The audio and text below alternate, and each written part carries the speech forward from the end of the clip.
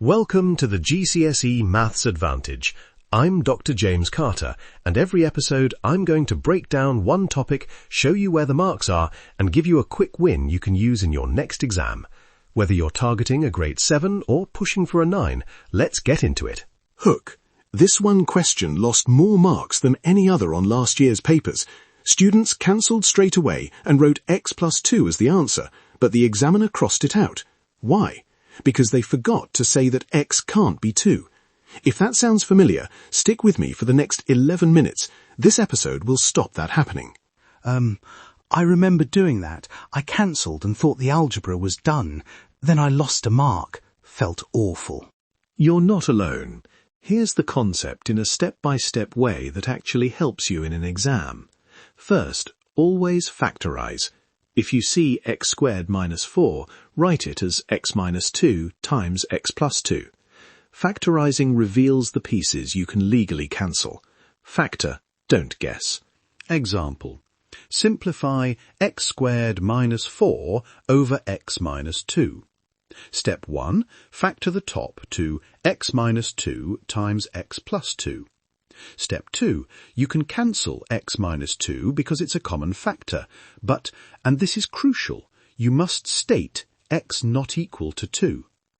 The simplified algebraic expression is x plus 2, but the original fraction was undefined at x equals 2, so that restriction stays. So, cancelling changes the expression, but not the original domain. Is that right? Exactly. Cancelling reduces an expression algebraically, but it doesn't resurrect values that made the original denominator 0. Think of it as a sensible rule. You can simplify, but you must record any excluded values from the original denominator. That small line, x not equals 2, often wins a mark on its own. Next common situation, common denominators. When adding or subtracting algebraic fractions, don't cancel early. Example, 1 over x plus 3 plus 2 over x plus 2. You need a common denominator, x plus 3, x plus 2. Rewrite each fraction, then combine numerators and factorise if possible. Cancelling only after combination avoids illegal steps. A quick tip from the classroom. Get students to circle every factor they plan to cancel.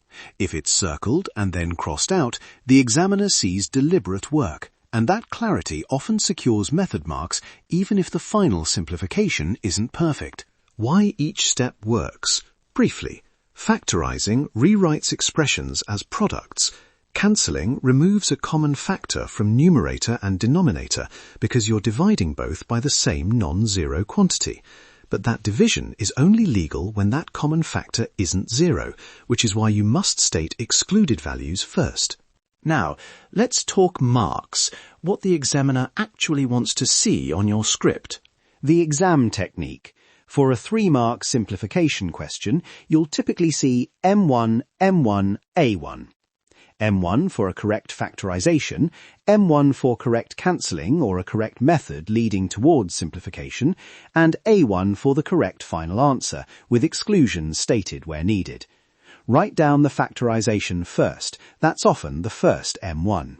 What if I do the right algebra but forget to write x doesn't equal 2? Could I still get method marks? Good question. You might get the method marks for factorising and cancelling, but the final accuracy mark can be lost if you fail to state exclusions when they're required. Many examiners award M marks for method, even if the final A mark is missing, but stating exclusions is cheap insurance for that final mark. Here's what to write in an exam to maximise marks. Line 1. Factorise numerator and denominator, e.g. x squared minus 4 equals x minus 2 x plus 2. Line 2.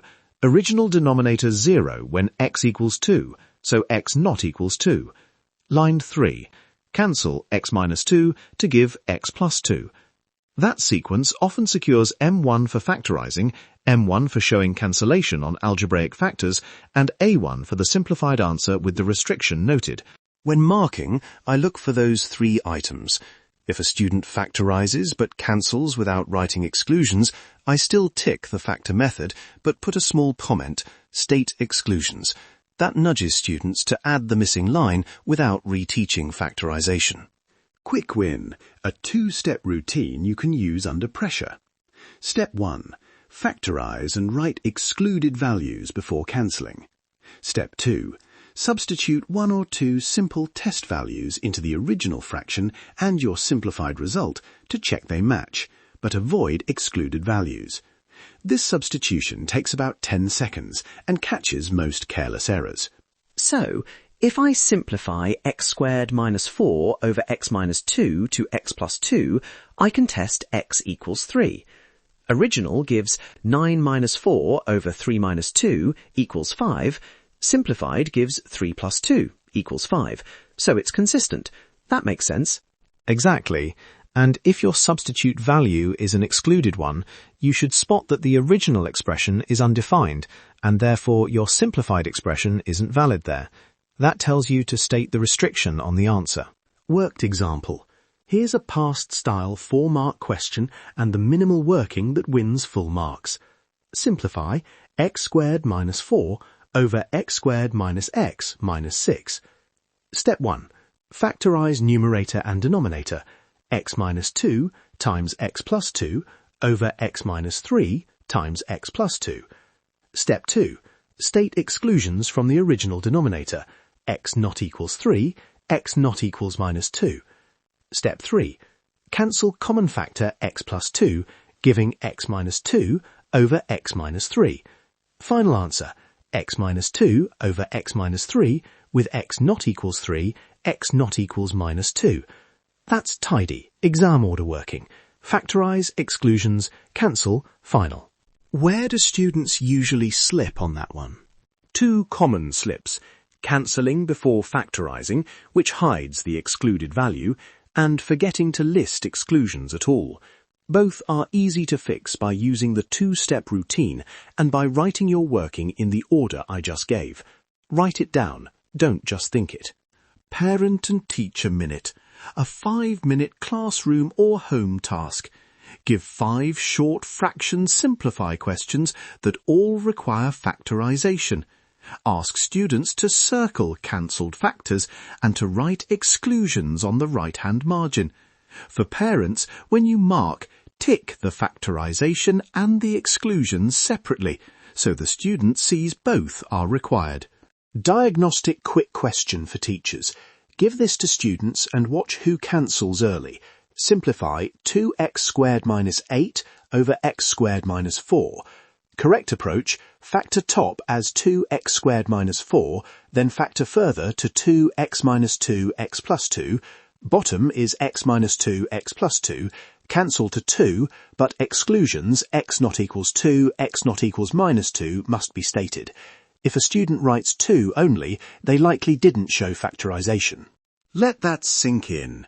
Factorise first, state exclusions, cancel, then check with substitution. Marks are there for the taking if you present your method clearly. Recap in one sentence. Always factorise, always state excluded values before cancelling, and always substitute a test value to check your work. That's the compact routine that saves marks. That's your quick win for today. If this helped, share it with a friend who's revising. You'll find more worked solutions and revision resources at jcacademyonline.co.uk. Until next time, trust the process and nail that exam. Stay curious.